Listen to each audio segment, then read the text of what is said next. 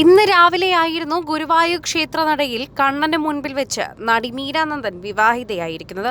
തന്റെ 33-ാം വയസ്സിലാണ് മീര തന്റെ പ്രിയതമനെ കണ്ടുമുട്ടിയത്. ലണ്ടനിൽ സെറ്റിൽഡായ ശ്രീജുവാണ് മീരയുടെ വരൻ. മീരയ്ക്ക് ആശംസലേകി എത്തുന്ന പ്രേക്ഷകരെല്ലാവരും മീരയുടെ വിവാഹ ചിത്രങ്ങളും വീഡിയോകളും ഏറ്റെടുക്കുകയാണ്.